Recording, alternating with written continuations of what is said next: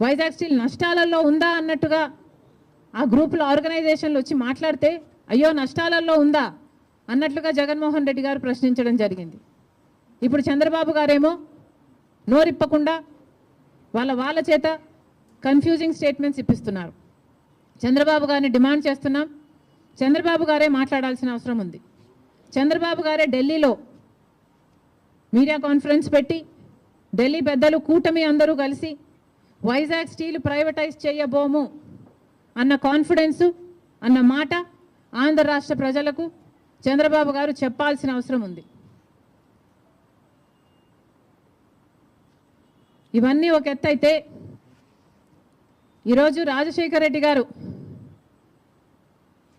ఉమ్మడి ఆంధ్ర రాష్ట్ర నాయకుడిగా 2 సార్లు గెలిచిన నాయకుడు. అలాంటి నాయకుడికి రాజకీయాలు ఆపాదిస్తూ గెలుపు ఓటములను ఆపాదిస్తూ ఈరోజు రాజశేఖర రెడ్డి గారి విగ్రహాలను ధ్వంసం చేస్తున్నారు టీడీపీ గూండాలు. ఇది ఎక్కడి న్యాయమని అడుగుతున్నాం. రాజశేఖర రెడ్డి గారు మన రాష్ట్రం కోసం ఎన్నో అద్భుతమైన పథకాలు చేయడం నిజం కాదా? మన రాష్ట్ర ప్రజల కోసం తాను బతికినంతకాలం సేవలు చేస్తూ పోరాటాలు చేస్తూ బతకడమే కాకుండా చచ్చిపోయేటప్పుడు కూడా ఆఖరికి రచ్చబండకని వెళ్ళి ప్రజల కోసం తప్పించి చనిపోయిన మాట వాస్తవం కాదా? మరి అలాంటప్పుడు అంత పెద్ద మనిషి అంత మంచి మనిషి అయిన రాజశేఖర రెడ్డి గారి విగ్రహాల జోలికి తెలుగుదేశం పార్టీ వాళ్ళు ఎందుకు వెళ్తున్నారో చంద్రబాబు గారు వాళ్ళ నాయకులు సమాధానం చెప్పాలి. రాజశేఖర రెడ్డి గారు ఏదో వైసీపీ నాయకుడు అన్నట్టుగా వ్యవహరించడం జరుగుతుంది. వైసీపీ వాళ్ళు హత్యా రాజకీయాలు చేసుండొచ్చు, గుండా రాజకీయాలు చేసుండొచ్చు, కక్ష రాజకీయాలు చేసుండొచ్చు, మేము కాదంటం లేదు. కానీ దానికి రాజశేఖర రెడ్డి గారికి ఏమిటి సంబంధం అని అడుగుతున్నాం. వైఎస్ఆర్ సిపి అంటే యువజన శ్రామిక రైతు party. YS Rajasekhara Reddy party కాదది.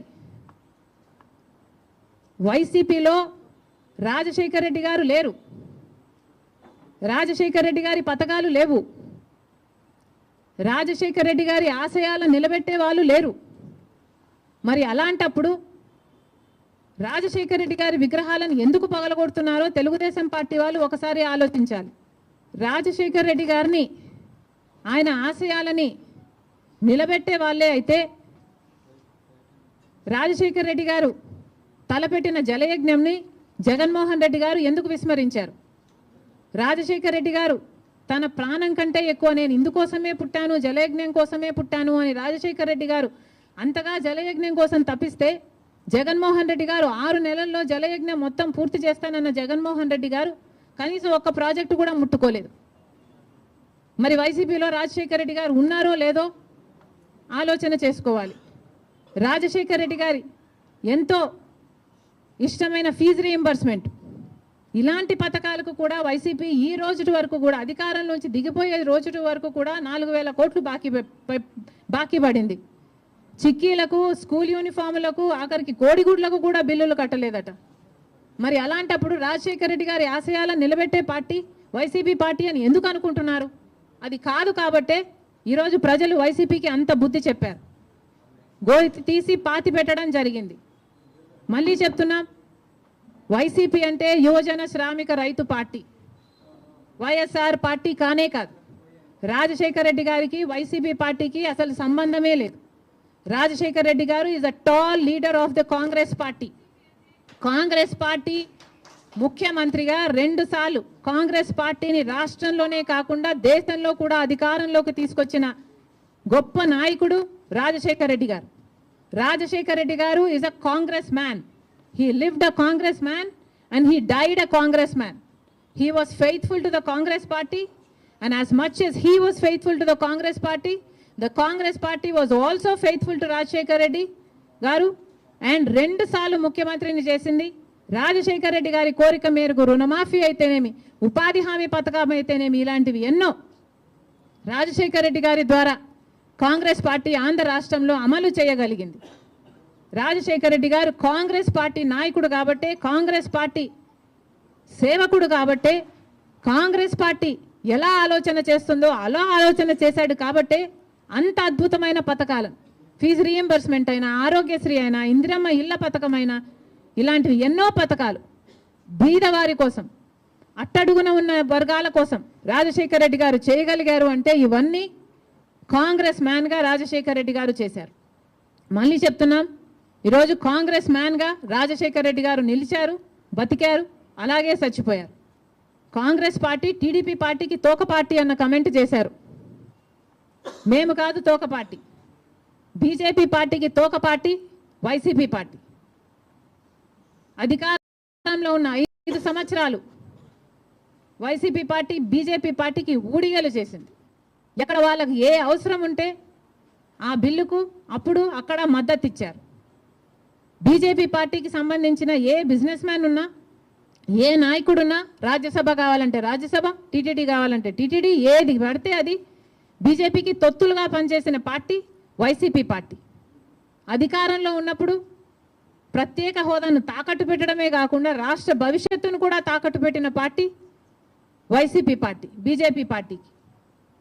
అధికారంలో 5 సంవత్సరాలు ఊడిగలు చేయడమే కాకుండా ఇప్పుడు కూడా స్పీకర్ విషయంలో, మొన్న జరిగిన స్పీకర్ ఎన్నికల విషయంలో మళ్ళీ అదే బీజేపీ పార్టీకి మద్దతు ఇచ్చాడు జగన్మోహన్ రెడ్డి గారు.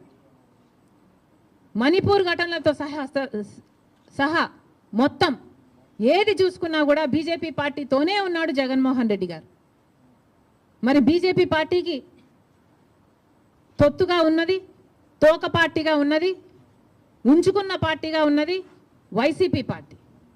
మళ్ళీ చెప్తున్నాం, కాంగ్రెస్ పార్టీ ఒక నిబద్ధత కలిగిన పార్టీ, నిజాయితీ ఉన్న పార్టీ. మేము ఎవరికి అక్రమంగా ఏ పార్టీతో పొత్తులు పెట్టుకోలేదు, సంబంధాలు పెట్టుకోలేదు వైసీపీ పార్టీ లాగా. మళ్ళీ చెప్తున్నాం, రాజశేఖర రెడ్డి గారు is a Congress man. Telugu Desam party నాయకుల్ని, కార్యకర్తలకి, అందరికీ కూడా హెచ్చరిస్తున్నాం, రాజశేఖర రెడ్డి గారి విగ్రహాల జోలికి వెళ్ళకండి. వైసీపీకి వైఎస్ఆర్కి సంబంధం లేదు. యువజన శ్రామిక రైతు పార్టీ జగన్మోహన్ రెడ్డి గారి పార్టీ. రాజశేఖర రెడ్డి గారు is a Congress man. Rajasekhara Reddy గారి విగ్రహాల జోలికి మళ్ళీ వెళ్ళారు అంటే నేనే వెళ్ళి ఆ విగ్రహాల దగ్గర ధర్నా చేస్తా. ఏ ఊర్లో మీరు బద్దలు కొడతారో ఆ ఊరికి వచ్చి, ఊరికి వచ్చి నేను ధర్నాలు చేసి మిమ్మల్ని బద్నాం చేస్తాం. అంతేకాదు, మీరు గుర్తుపెట్టుకోవాల్సిన విషయం ఏమిటంటే, ఇదే హత్య రాజకీయాలు, ఇదే కక్ష రాజకీయాలు, ఇదే గుండా రాజకీయాల వల్ల ప్రజలు విసుకెత్తి వైసీపీ పార్టీకి గోయి తీసి పాతి పెట్టడం జరిగింది. మళ్ళీ అదే